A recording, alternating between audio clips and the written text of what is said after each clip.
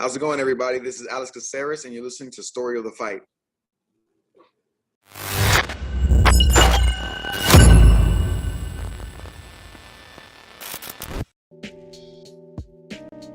What is up, Will? Yo, what up, what up? Welcome, everybody, to the Story of the Fight. My name is Ramazan, that's my boy Will. This is where we talk all things combat sports. Will, today we're going to be covering UFC Vegas 103.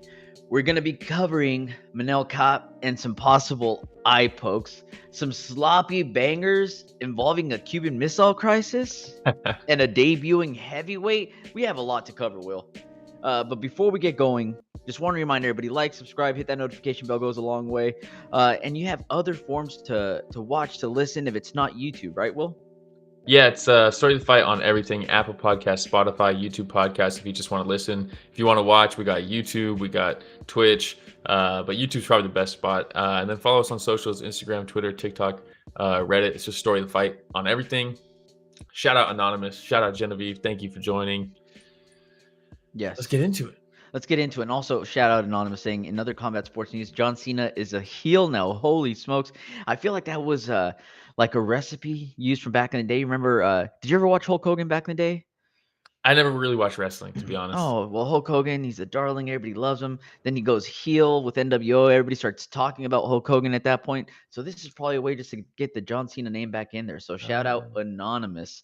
I have not watched wrestling in the last 15 years, I don't think. But I know that is a recipe to bring people's name back in. So, but yes, let's get going, man, with the one that you have been talking about, Will, for the past 3 years. It seems like it's finally come to fruition. The 3 years predicting that Manel Kape would end as a title holder might finally come to fruition. But we had Manel Kape versus Almabayev. Yeah, and originally, this was supposed to be Manel Kape versus Brandon Royval. And then Royval pulled out, just like everybody else does when they're slated to fight Manel Kape. Almabayev was supposed to fight Charles Johnson, so they move him up, so they can save the main event.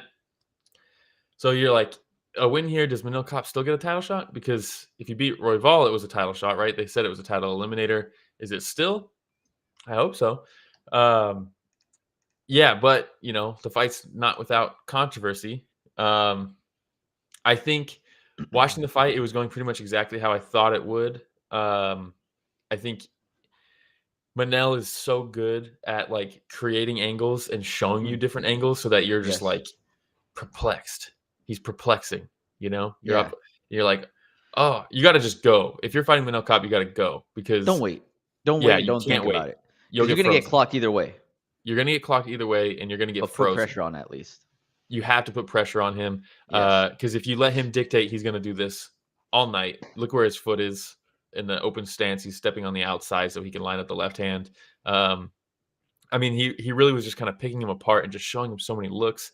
Almabayev would go, and even when he would go, he would have some success. Like he was touching Manel, right? Like he was landing on him. Good kicks to the body, I liked. For open stance matchup, the power kick to the body is open for both guys, but Manel, just his shot selection is so good, dude. And because he gives you so many looks, and then the shot selection is also varied, they complement each other so well, dude. It's such a difficult style. To your point, he's just super creative, man. And simple things that he utilizes, such as the hand touch, right? Mm-hmm. So a lot of hand touching, both of them in southpaw. Yeah.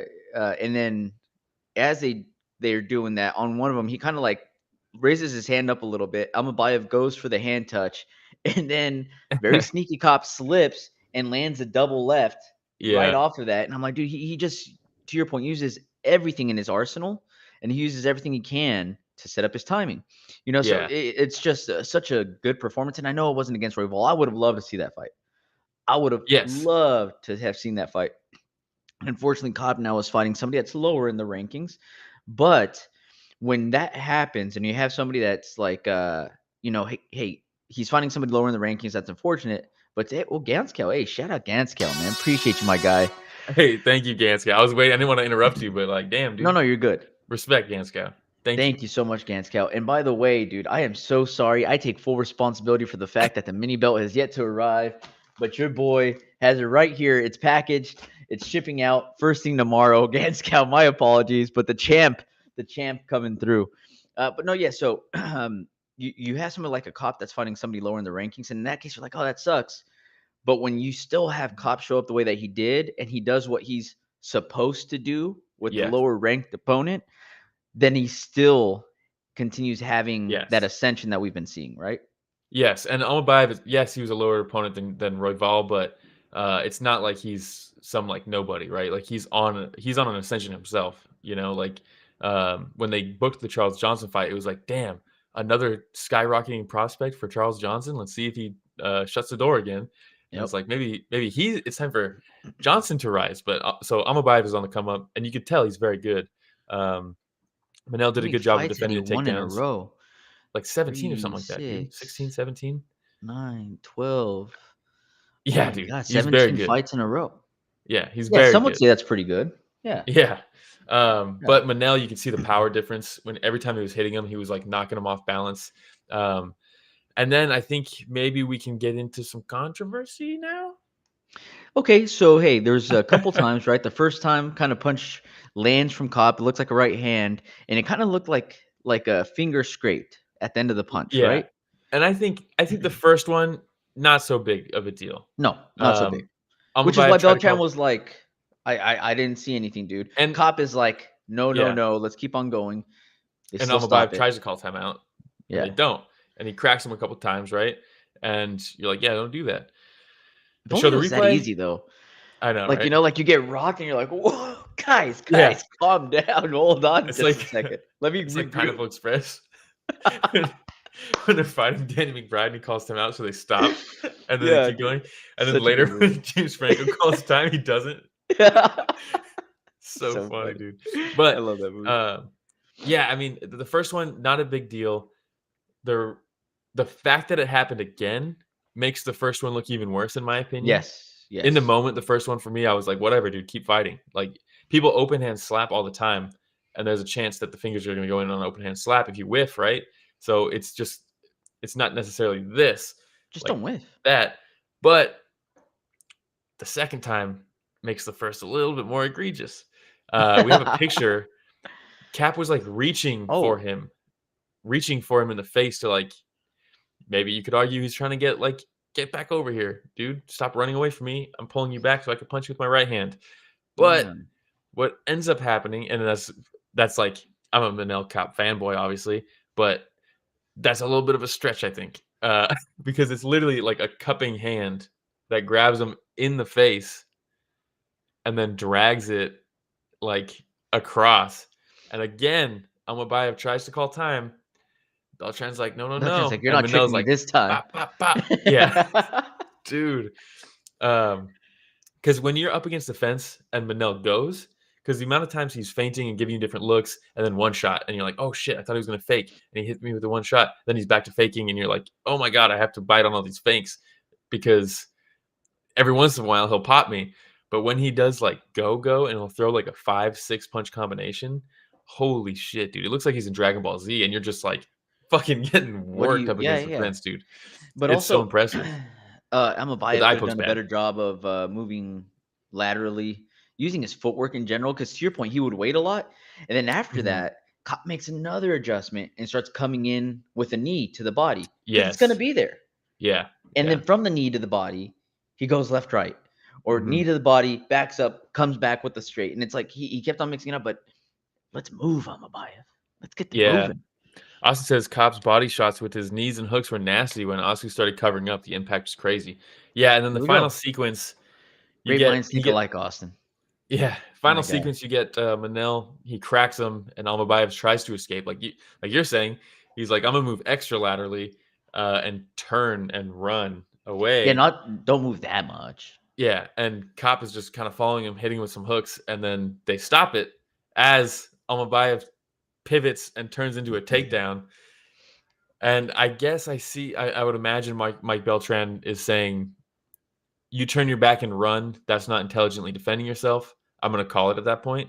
Because he was getting worked whenever he would stop, he was getting pieced up at this point.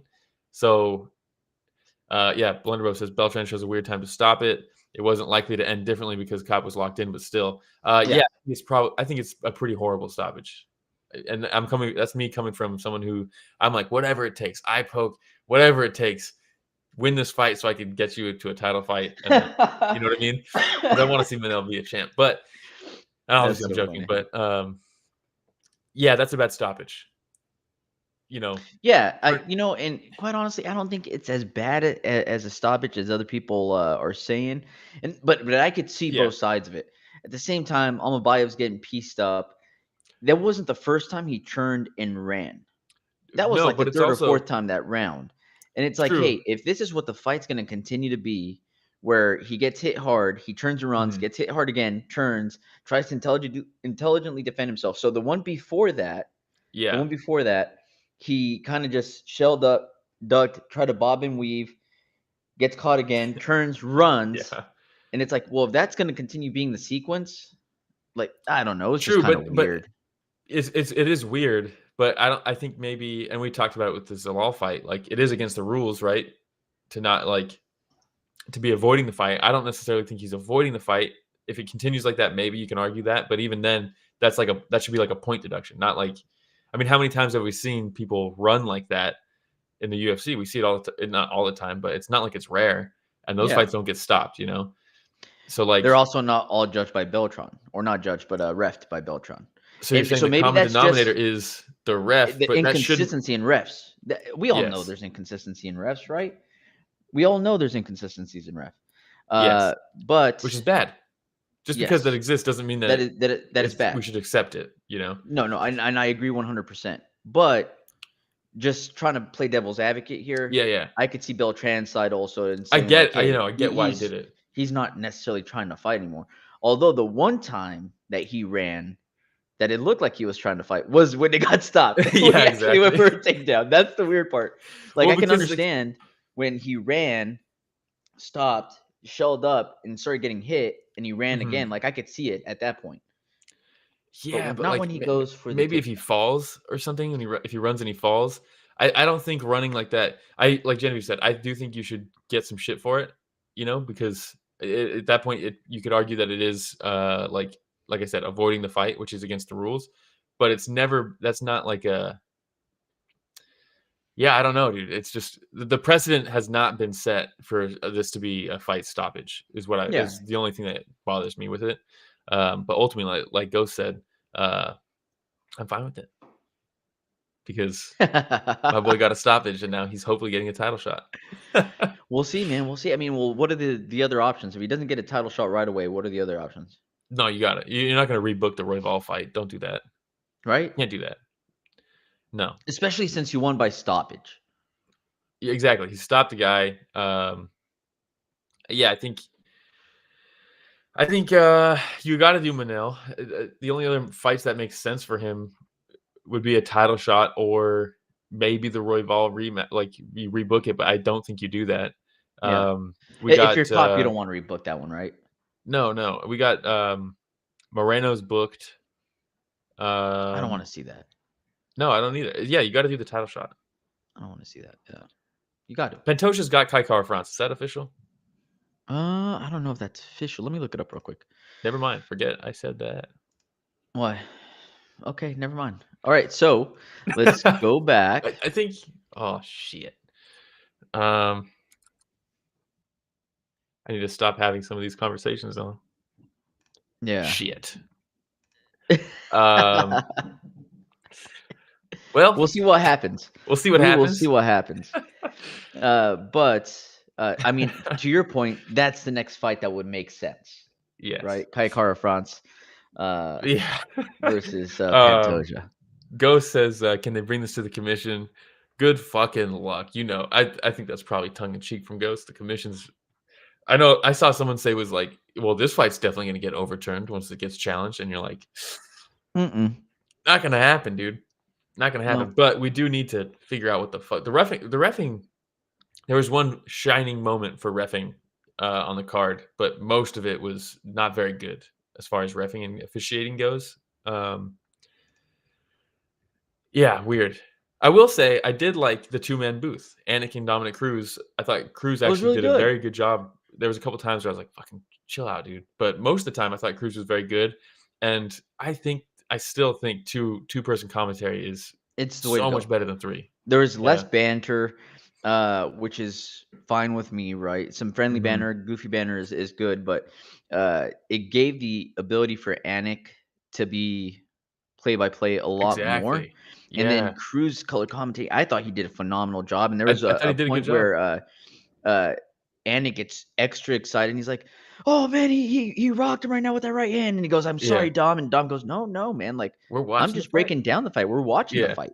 Right? And I Yeah. was like, "Oh, dude, that's so good." That Dude, was a and not really just good response from Cruz too. And this is coming there was from a a couple Cruz hater. times it happened like 3 or 4 times, maybe 4 or 5 times where I was watching a fight and I was like, "Oh, I'm gonna talk about this on the podcast." And then like 3 seconds later, Cruz starts Yeah. explaining it, and I'm like, "Well, maybe I don't need to." But it was good. Solid performance Yeah, from it was good. Cruz and from Hilarious Anik. though. Hilarious that they do Dominic Cruz retirement farewell thing on like an Apex card with 20 people in the crowd, and then Dang, it cuts dude. to him at the booth, and like he's like, thanks guys," to like the applause of like 3 people.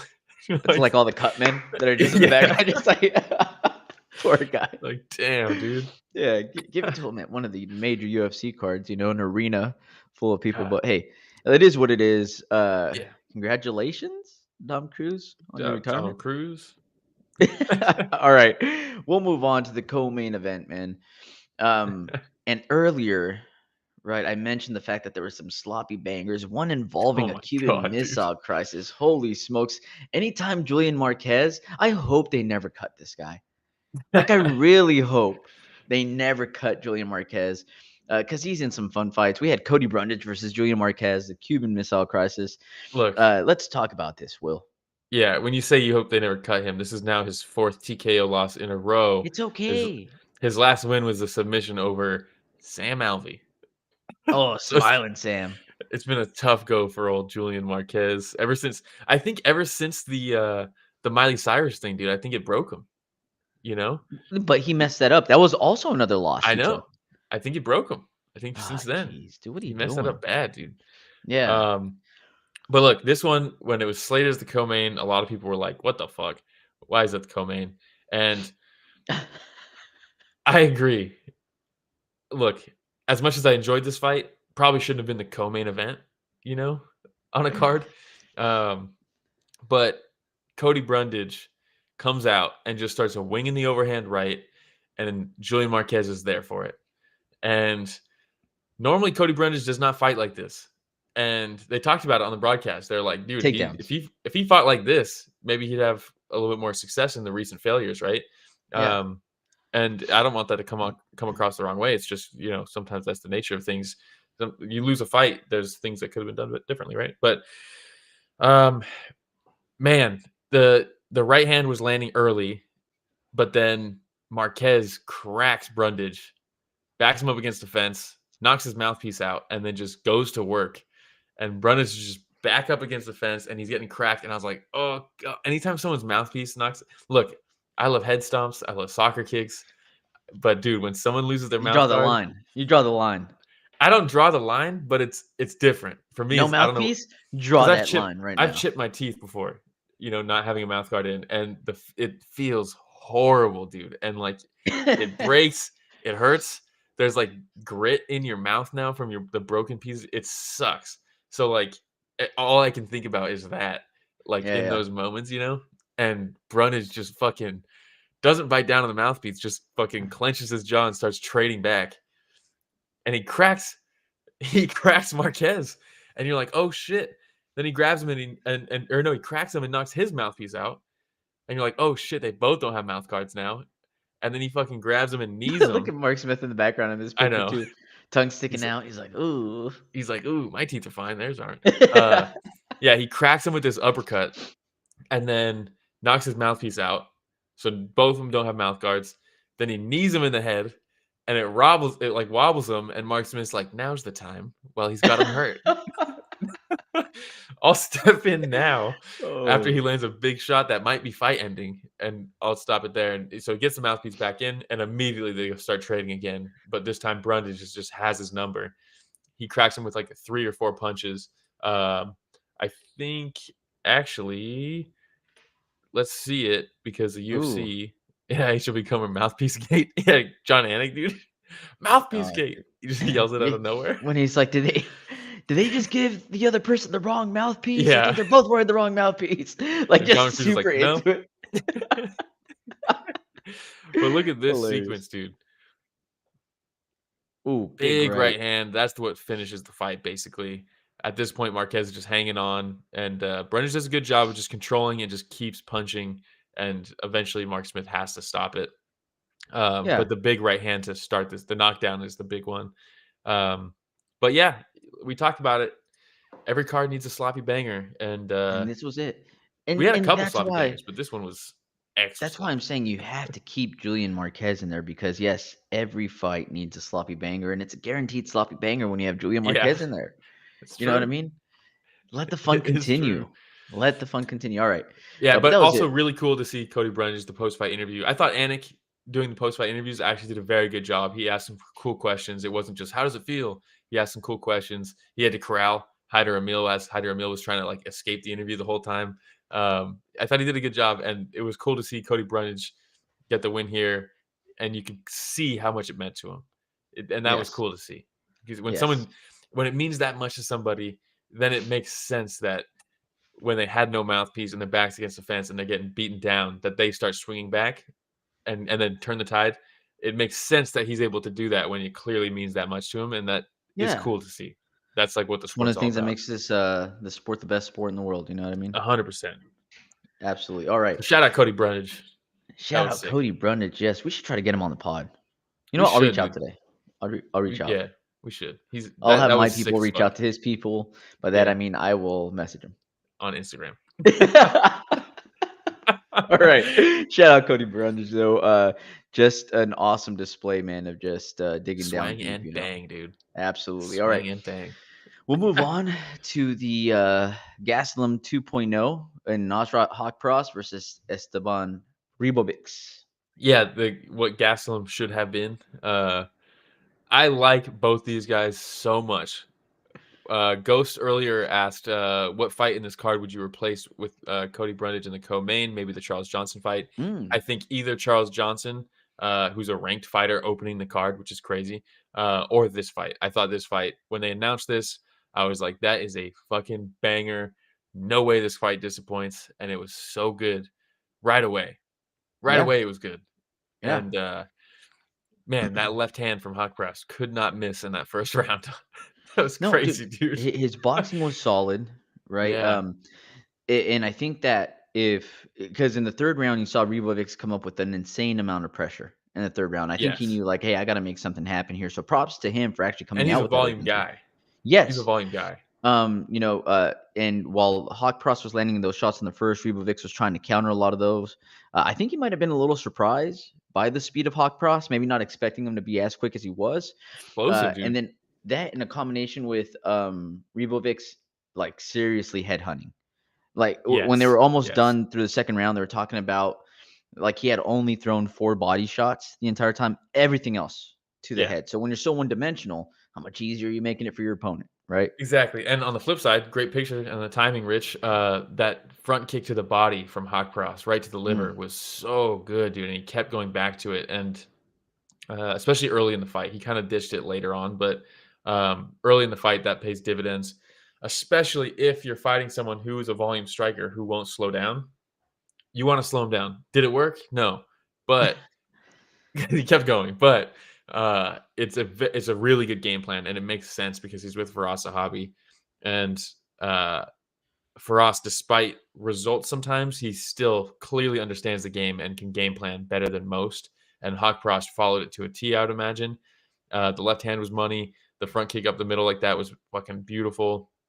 The combination punching from Ribovics is always incredible. He throws he'll be southpaw and he'll step in with his rear leg, his knee, with like a step in knee, followed up with the left punch, which then turns his body over to then throw a right high kick. And he throws that combination all the time, and that's fucking cool. We talk about the work rate. I pull up the stats right now. Ribovics threw 433 significant strikes. Haqparast, who had very good output, threw 273. Holy smokes, man. This was a banger, dude. Go This go was back so a good. picture, Rich, and you see his left leg, Yes. how it's still not Way up even in the fully air. down yet. And this is one of Yeah. the things that Dom had pointed out too, how those constant teep kicks, right, or those kicks to the liver, Mhm. kept on making either Ribovics react and drop that hand, so he'd come up with the left, or he would keep the right hand up, knowing that that left was going to come afterwards, and the teep kick will end. He's like, man, it's just such a simple combination that Yes. was setting it one or the other up over and over again, that there just was minimal adjustment for. And I thought that was a Mhm. really, really good catch from Dom Cruz. Like I said, I feel like he Yeah. did a really good job. Yeah, I mean, there was a couple times where I was like, "Fucking Dominic Cruz is gonna always dominate Cruz," but for the most part, I did really enjoy it. Do you The remember when he knee, first started though, Dom Cruz, and like oh yeah, he it was was horrible, unbearable, man. Holy horrible, smokes. dude. Yeah, so hey, the Come on, Wayne. evolution as a color commentator. Good job. Yes, the knee in the third round from Yes. Ribovics. Um, I don't know how. It reminded me of O'Malley versus Cheeto Vera. That knee they landed. That you're like, everyone's like, "How the fuck did he eat that?" This was one of those, dude. That The knee knee, was and then did crazy. the head kick at the very end, did that land? Because it seemed like Yes, either Haqparast was exhausted at that point, or he yeah, which was it was. rocked, I think it's both. or it was both. I think it was both. Um, but yeah, just a gritty fight. That second round, I think a lot of people thought Ribovics won this fight. I thought Haqparast won it. I thought the second round was super close, but I gave the edge to Haqparast. Mm. Third round was clear um, Ribovics, and first round I thought was clear Haqparast, which is hilarious because this was a split decision, and Chris Lee uh, gave the fight to Ribovics, and I was like, it makes sense. Rounds 2 and 3. No, he gave him rounds 1 and 3, which Oh, the I have round where no Haqparast idea. was teeing off on him. Yeah, the round where Haqparast literally could not miss and Ribovics couldn't get working. Fucking All right, crazy, dude. interesting. But yeah, to Um, your point, two judges, 29-28 for Haqparast, 29-28 Ribovics. yes. The striking numbers are incredible for this fight. Each round was more strikes than most 3-round fights have altogether. What a fight, dude. Great Good fight. fight. Solid fight. All right. We will move on. We had Hyder Amil versus William Gomis.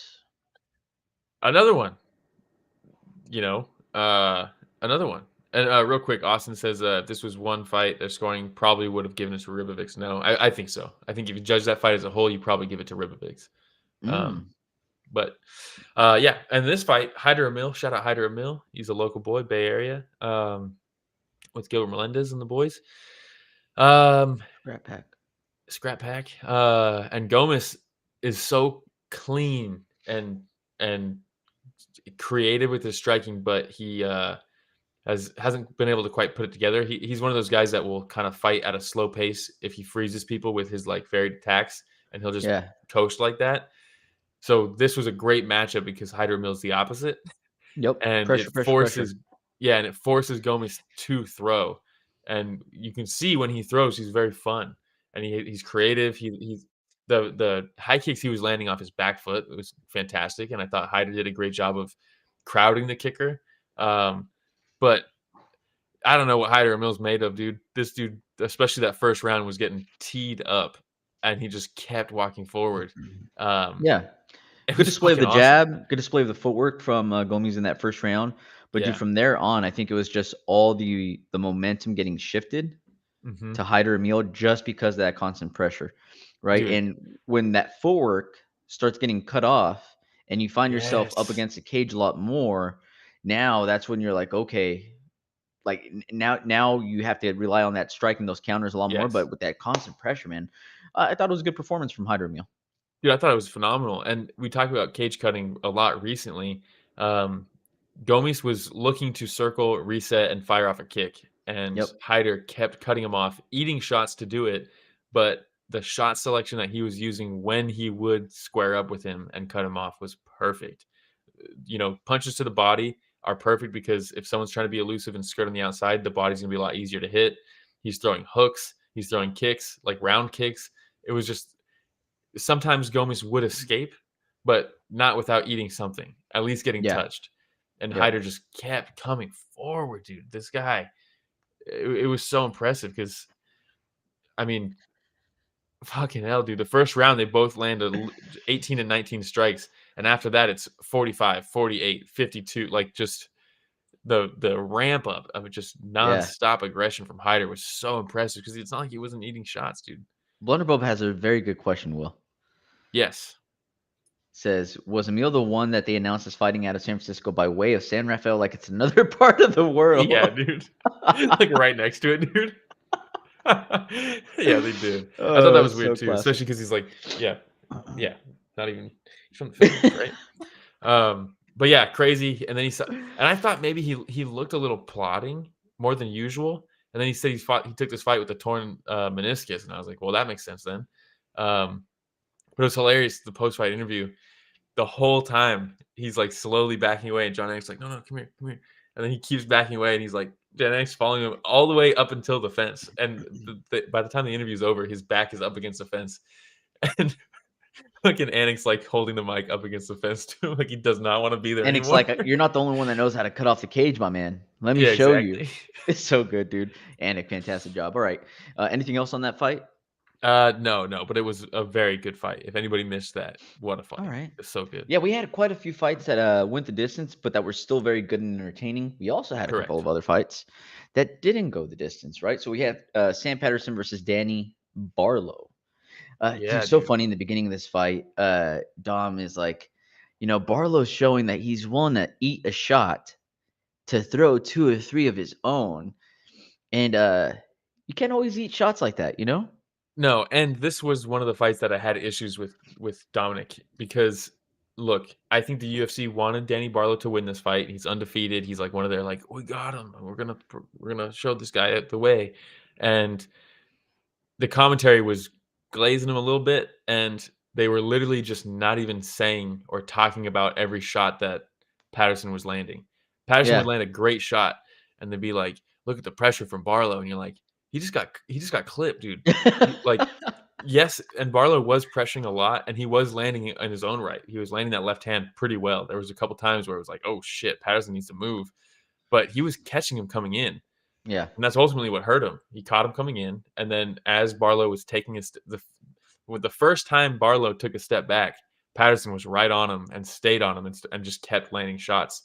And that's like what you have to do. So good, man. He makes him stumble, right? And then Barlow attacks. At first, you're like, oh, he missed that right shot. It like just barely grazed him. Like it kind of gets him on the side of the cheek, through the temple, by the ear, and he kind of like wobbles down. And as he's stumbling and he's trying to get back up, he posts and just looks right up at Patterson as a right perfect shot. So good. Those normally miss. That shot with Barlow up against the fence as Patterson walks up and just uncorks his giant right hand. Those normally miss, but this one was square, dude. All right, let's see. Look at this shot. And right there, post, boom, just drops him. Probably could have got called earlier too. Yeah, maybe. But yeah, very good performance from Patterson. I like that he was like, "You're gonna just walk me down, dude." Like when people say, Austen says, I saw somebody post during the fight that everything Patterson does just screams British, even the way he throws his punches, and I've not been able to stop thinking about it since. Yeah, that's funny. But all the time we talk about when someone's pressuring you heavy, you need to land something to get their respect. This is the shot that really put him down. But we always hear that or say that he's got to throw something back to earn the respect. He's just going to keep walking him down. This is what they mean. Yes. This fight is the example of land a shot that makes them respect it. And then once you do that and they take that step back, then your foot goes on the gas and you just keep throwing. And yeah, just a great fight. Great win for Patterson here. Props to Patterson. Yeah. Yeah. All right, man. We will move on. We have great haircut, a few more fights up to cover. And we had Mario Pinto coming in for his debut at 9-0 versus Austen Lane. His debut. Not his debut. Pinto coming off the Contender Series. Yeah, I think it's the other slideshow, Rich. Yes, Pinto coming off of the Contender Series where he got a knockout. And in this one, they keep talking about him. They're saying all the right things. First, he walks out to Jimi Hendrix, and I was like, sick.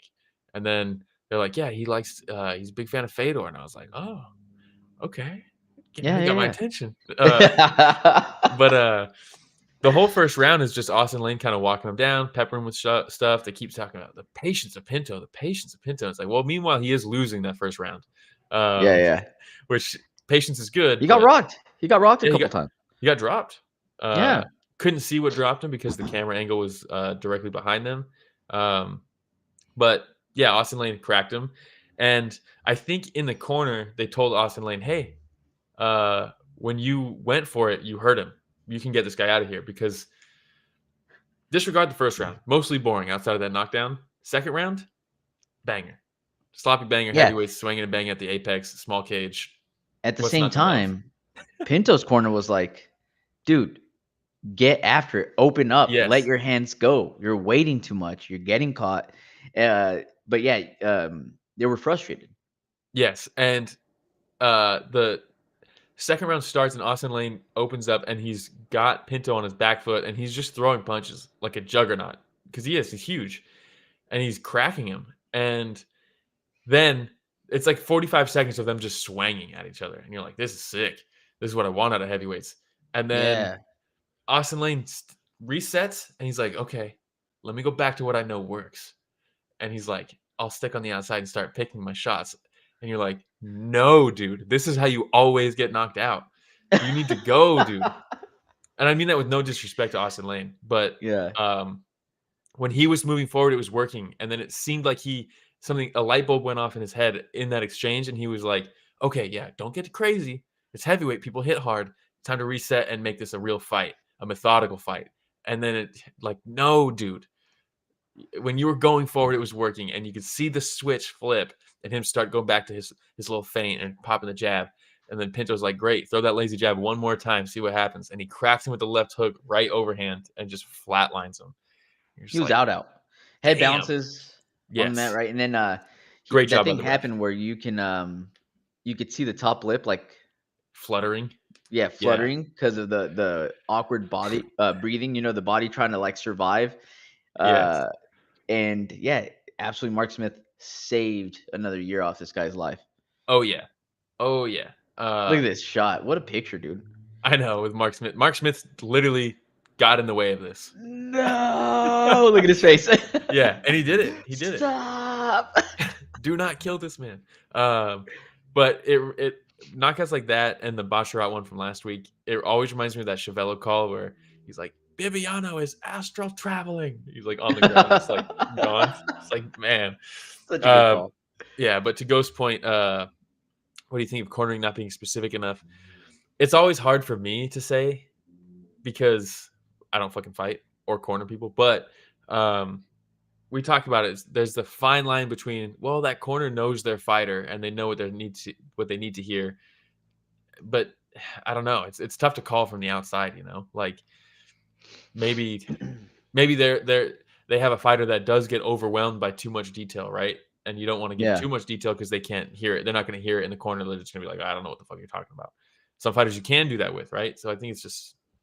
Yeah, and I always think back, there was this local fight that I went to, the regional scene, and one of Kevin Holland's striking coaches was coaching another guy, and I just heard him because, your boy had front row seats. You know what I mean, Will? Oh. And I just heard him ask the fighter, he goes, what happened to the tires, man? What happened to the tires? Mm. And the fighter, like that's really like all he said.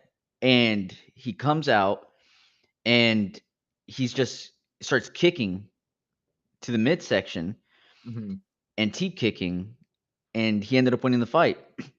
So the next fight he came out, because I mean a lot of them have the same trainers, I'm like, hey, I heard you asking what happened to the tires, and he goes, yeah, the tires is the code word for what we had been working on, which is kicks to the midsection. Damn. And I was like, oh, right on, man. And so like ever since then I'm like, I don't really know like what led up to the corner work, and it could be a simple phrase that to us sounds very vague, but to them that's strings together an entire training camp. Yes, that's good. Yeah, that's good anecdote, dude. Yeah. So yeah, that's why I never really make too much out of the cornering, Yeah. Real quick, Rich, can we go back 2 pictures? The one of the impending doom, the one of him on the ground. Sorry. Where it looks like he was crucified on the ground. That There it one. is. Blunderbubs said, "Get down, Mr. President," as picture. Dude. So good, dude. Mark And then Smith, also, Secret Service. shout out HBO Comer saying, Lane could have won a boring decision, but dude wanted to bang. And you know what? They let him bang. They let him bang. But I think it was different. I think he dropped him in the first round, and he was winning the exchange in the second when he was going for the kill. And then when he went back to his cardio kickboxing decisionator style, that's when he got knocked out. Decisionator? Yeah. The Decisionator. Somebody should have that nickname. Who would have Yeah. that nickname? Well, it used to be like GSP. That was like after they were like, he's no longer Rush. He should be Decisionator. In this day and age, who would be Decisionator right now? Sean Strickland, maybe? Oh, that's a good one. Yeah, that's Yeah. a good one. He's got to win Decisionator, fights, so maybe not. That is true. Or, yeah, the Decisionator just loses decisions. Actually, he Yeah. doesn't lose. Ooh, decisions. HB He Comer gets says stopped. Bilal. Oh, Bilal that's with the a really decisionator. That's a good good one. Yeah. That is a good one. All right. And then we'll But, move on. Yeah. We had I'm Chepe a Mariscal believer. versus Ricardo Ramos. Yes. Chepe is fucking sick, dude. He's so much fun to watch. And so is Ramos, dude. This was a cool fight matchup wise. And it was like, man, these styles are going to be interesting to see how they play out. And Chepe was just, his style played out a lot better. I mean, just completely overwhelmed Ricardo. And he was trying to throw the spinning back elbow bunch. He landed it a few times. Chepe's just a fucking dog and just ate it.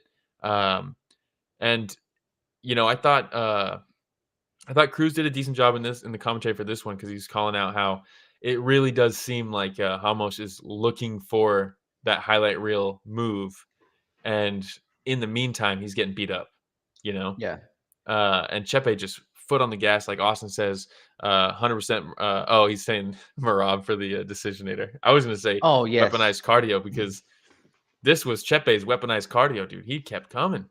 But Marab, I think, is somebody that would be very good with a nickname because I think he'd also lean into it and make some hilarious videos if he took that.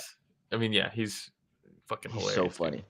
But no, yeah, and dude, he just has that grinding style, right? He's not going to be super flashy all the time. He's going to clinch Chepe you or up against Marab? the fence. Both. Both, dude. Where Chepe is clinching you up, going for a single leg, releasing, going back up top. Yes. And the thing is that he always finds a way to create damage, right? Whether it's that dirty boxing to the midsection, whether it's letting you go for a second and landing a 1-2 and then going for the leg again. It just looks exhausting. Dude, and then you clinch for a second and he hits you with an outside trip that was fucking beautiful. Beautiful. And then Ricardo tried to do it back to him and he was like, no, dude. And, you know, Ricardo wants a clean fight like this at distance where he can throw some unorthodox techniques, where he knows the setup perfectly. But if you're forward pressure, foot on the gas in his face the whole time, he doesn't get to have that clean fight where he can throw these techniques. So I thought Chepe just fought beautifully. And there was a couple times where at the end of the round, he would hurt him. And there's like 10 seconds left. And you're like, oh, he might get him out. But he doesn't have much time. And Chepe goes for it. Not everybody goes for it when there's like 5 seconds left on the clock. Chepe goes for it. And he's like screaming with every punch that he's throwing. And it's the apex, so you could hear it. And you're like, God damn, dude. That was probably the funnest last 10 seconds of the card. Yes. As far as like a final, like the final 10 seconds, like have at it. Yeah. And when he really started blitzing was like more like 9 or 8 seconds. But dude, it was just all the way through. It was it reminded really, me of Robbie Lawler versus Johnny Hendricks the second time. Oh yeah. When Johnny Hendricks is just trying to just bury his head in between his legs with the takedown and win off control. And there's like 30 seconds left. And Lawler might be down on the scorecards. You never know. And Hendricks is on his knees in on the single leg. And Robbie's back is up against the fence. And he's just posting up. And he just starts elbowing him in the side. And you can hear him, like, and eventually Hendricks like is getting lit up to the ribs. So he gets up because he's like, this fucking sucks. And then as soon as he gets up, Robbie Lawler is just running at him, throwing body kicks to cover the distance, just screaming on the last flurry. Dude, one of my favorite all-time moments in MMA. Man. Yeah, so fucking good. So good. Absolutely. And the thing that I loved about this too, Chepe goes off in the last like 9-8 seconds. And like I said, he looked angry. He's screaming. And then as soon as it's over, big old smile on his face. Yeah. High five. Walks off. The cut man comes up to him and he's just like, hey, what's up, man? Nah, dude, I'm all good. You know what I mean? It was so good. Yes. All right. Go Yeah, ahead. Blunderbuff says, I really like Mariscal in this one. Never seen him before, but I'm a fan. Dude, he's a dog. He fights like this in all of his fights. He really, really does. He Yeah, missed Austen weight. I also think it was. pointing out, who was the coach recently that was yelling "No more spinning shit"? I remember that too. I just can't remember who it Yeah, was. I do remember that. Fuck, who was Yeah, that? it's one of those things that sticks in your mind, kind of like head movement. Yeah, head movement. Well, we all know who that was. Oh yeah, dude, of course. Head But movement. yeah, no, absolutely, that's He was another never one that seen kind of again. sticks with me too. Well, he wasn't, huh? Maybe in Shabazian's corner once or twice after that, maybe. But God, he really had an opportunity to ride that wave, huh? yeah, I mean, that's what happens. Look It's like, all at right, Rhonda, just take him down and armbar him, yeah. and we'll rise to the top, baby. No, Rhonda, you can outbox Floyd Mayweather. Go out there and box That's when him. it started becoming an issue. That's when it Yeah. started becoming an issue. They're like, hey, what if we expand from this and just Or start striking? what if, God forbid, we come up against someone who can defend the clinch? No, we don't need to learn takedowns. Crazy, right? Crazy. Sorry, we're just veer off and start talking trash about Ronda out of nowhere, just catching strays, dude. All right, Yeah. we have one more fight to cover, right? Yes, we're skipping Danny Silva versus Lucas Almeida, and believe it or not, we're gonna skip JJ Aldrich versus Andre Ali because I'm sorry, I know a lot what of else? people were logging on just for that fight, but What else can you say about a jab that hasn't been said? Because that was the whole fight. all right. So we had a Temirov versus Charles Johnson. Yo, boy, Charles Johnson coming in on a 4-fight win streak. He had a phenomenal 2024. Yeah, such a good year, and this one By he the got way, kind of screwed. called out a stat where I guess in high school he was a 4-sport all-state athlete in 1 year. God damn, dude.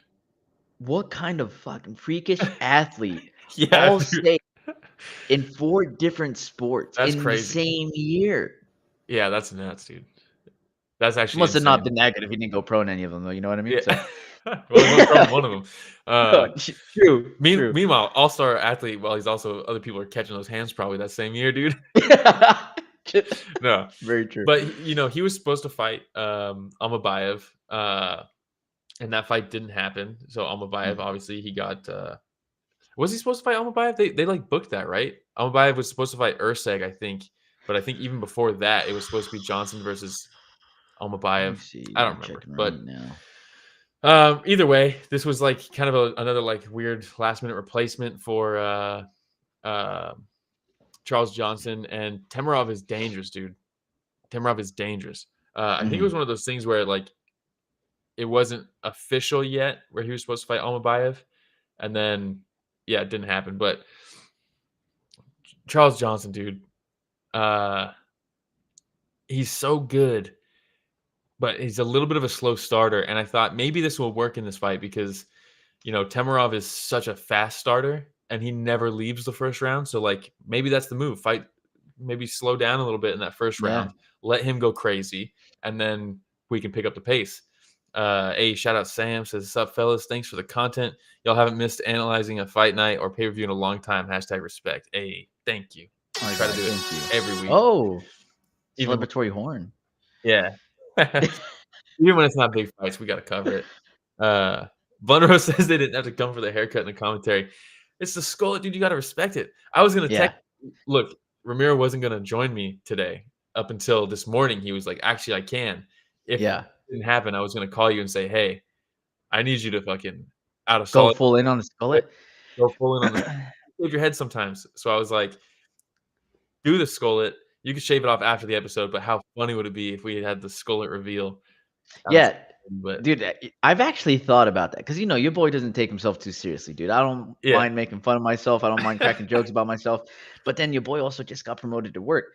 Not sure how that will go off or come across from my boss if she's like, "Hey, what's going on with your hair?" Like, just be like, "What hair?" Because then you just shave off the rest after the episode. You know what I mean? But the skullet reveal on stream would be fucking awesome, dude. Oh, that'd be hilarious. But yeah, the first round, Temirov clearly wants to move forward. He's on the front foot. He's kicking. He's punching. Charles Johnson is kind of getting off balance a lot of the times. No real knockdowns, but he got caught on like one leg a few times and fell down, which is never a good look. But then that second round, you could see Temirov is like slowing down already. And Yeah. and man, that second round was pretty close, but I thought Temirov just was doing a good job countering. It seemed like it was like two different fights, right? There was one fight was Temirov on the front foot, and then the second fight was Temirov off his back foot. First round was all Temirov moving forward. He won that fight. Second fight starts in the second round with Temirov on his back foot, and it seems like that's when Charles Johnson started setting up his feints and his angles and things like that, because it's a new fight basically. And I think that cost him in this fight because it was a close second round, but I think Temirov edged it based off of him still going for it and landing the shots while Charles Johnson was still setting things up for front foot fighting. And the third round, that paid dividends. The second round was the setup for the third round for Charles Johnson, where he really came on strong in that third round. But it was just like a little too late. And that's hard, dude. That's really difficult. I feel for him on that because so do you feel like it was too little too late? Yeah, but there's degrees to too little too late, right? I think the third round worked so well because of what he did in the second round. The second round won him the third round, but it didn't necessarily win him the second round, if that makes sense. Yeah. No, I get it. And that sucks because I really like Charles Johnson. He clearly understands the game because that's fucking he does some high level shit in there and just understands fighting at a high level. But Temirov is also very good. I think this doesn't show, for me, this isn't like, oh, well, maybe Charles Johnson shouldn't be ranked. This shows me like, oh, we got another guy in Temirov. He's legit. Yes, exactly. You know? And this was Charles Johnson's first fight of 2025 too. Look, like we said, he had an amazing 2024 run. Yes. Where he beats Maxim, Jake Hadley, Joshua Vance, Sumadarji, right? So he's not just beating these scrubs out there. So yes, I'm with you. Like this is I think I wouldn't say a coming out party for Temirov. It's like, but hey, still, pay attention. Yes, take notice. Yes, 100%. 100%. We're on the Austen same says page. another 3-rounder that really should have been 5 rounds. I would have loved to see this go 5 rounds because I really think Charles Johnson was starting to put on such good work. That third round from him was beautiful. But yeah, I mean, if anybody could go 5 rounds on short notice or at any time, it's the 4-sport all-state athlete. Yeah, Charles Johnson. Exactly. You know what I mean? But yeah, saying celebratory promotion skullet. I don't think that would go very well either way. But your boy has thought about it before. Hey, also shout out to Ramirez. Congrats on a promotion. I appreciate it, man. I appreciate it. Thank you. Yeah. Super excited for. Hey, there we go. The kids rejoice. Hey. So that being said, I think those were all the fights we're going to cover, man. Is there a moment of silence for those fights we lost? RIP. Moment of silence. Yes, we Montana De La Rosa versus Luana Carolina. We lost. Cody Brundage was supposed to fight Ryan Loader. Loader withdrew. Thank God, dude, we got a nice sloppy banger out of it. Exactly. Yes, Douglas Silva de Andrade versus Castaneda would have been cool. I really liked Silva de Andrade was getting up there, and he was not medically cleared. I'm not really sure what happened there. Almabayev was also supposed to fight Urseg. Then Urseg got rebooked against Moreno. That was the fight, right? Urseg versus Moreno's happening. Yeah. And then Royval, obviously, that was supposed to be the big one. Manel Kape versus Royval. But yeah. Yes, the Moreno fight. I believe that's the one that's going to be in UFC Mexico, right? Fight Night Mexico. Damn, that's fucking sick. Oh, that's going to be such a good card too, man. And then the monies. Who got extra monies?